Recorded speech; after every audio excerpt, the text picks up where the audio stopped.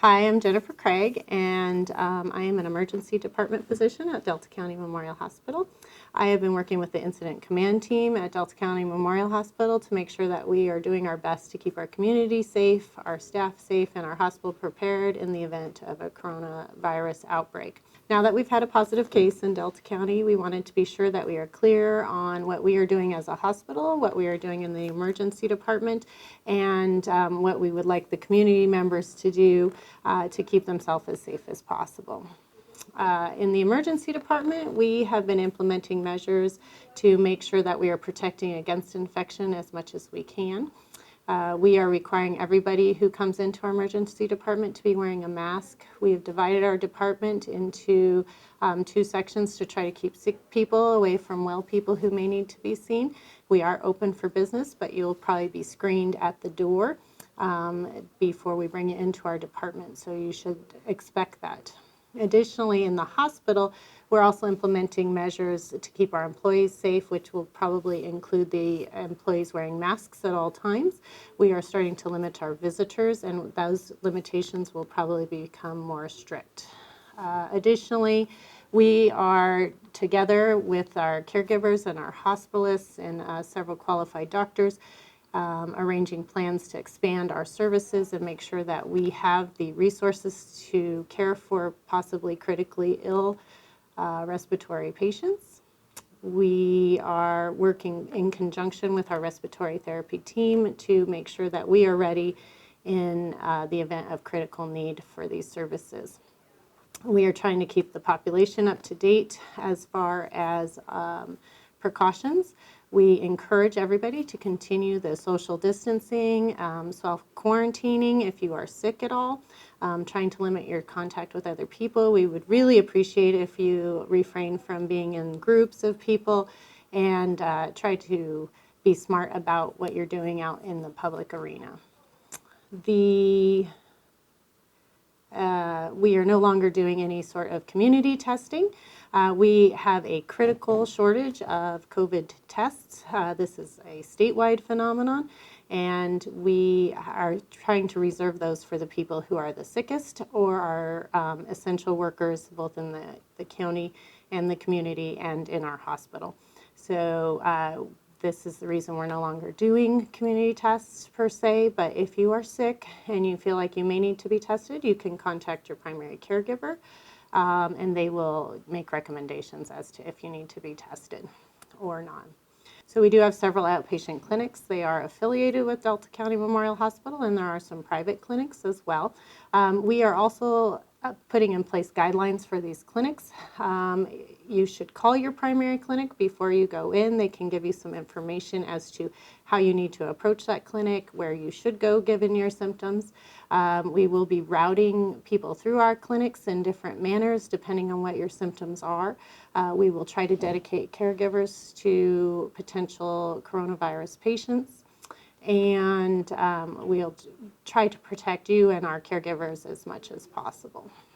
Our urgent care facility is currently caring for the majority of the sick patients in the county who don't feel like they need emergency services. You can always go to the urgent care. You will be screened when you approach the urgent care as to if you have any symptoms of COVID, and based on that, you'll be routed through the urgent care. If you feel like you are sick enough that you need to be seen, those symptoms would include things such as fever greater than 101, cough, shortness of breath, any difficulty breathing. There has been some gastrointestinal symptoms in rare cases, but the majority of these have been more flu-like symptoms. And so if you feel like you are sick and you cannot stay home with the symptoms that you have, then you should approach the urgent care. Of course, if you feel like you're critically sick or need emergent attention, we would want you to come through the emergency department. I would call in the event that you are sick and feel that you may need to be seen, but you have a primary care provider.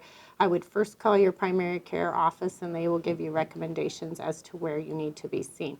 This is a dynamic situation, and this situation likely will change over the next few days as we have more and more people who need to be seen. And so we may send you towards the urgent care for a while, but then your primary care clinic may also start seeing patients who do need to be seen with symptoms. And so this will be a changing and dynamic situation. So we recently have equipped all of our clinics with the ability to perform telemedicine. That is the ability of our providers to reach out through an interface such as Zoom and have visits where you don't necessarily have a face-to-face visit with your provider and don't have to go into the clinic. Appropriate visits for this are things like medication refills, routine checkups, and maybe a blood pressure check where you have a log and you can talk to your provider. Currently, our providers are screening their patients, their patient list for the day, and are trying to sort who can be treated with telemedicine and who cannot. In the case that they feel like that's appropriate, they may call you and ask you to do a telemedicine visit. If you feel like you have a non-sick visit but need to be seen, I would encourage you to approach your primary care provider, and they will let you know whether this is a possibility for you to stay home and have a telemedicine visit. As there is some confusion as to what we mean by self-quarantine versus social isolation or social distancing, and the guidelines are this: if you have not been exposed and you are not currently ill, then you should practice social distancing in order to just try to slow down any spread or possibility that you will get sick. This involves staying 6 feet away from people, not being in large groups. The governor's mandate, I believe, is groups larger than 10 should not be meeting together. And you should try to stay only around well people. So if somebody in your family is sick, you should then consider more of a quarantine situation for that person.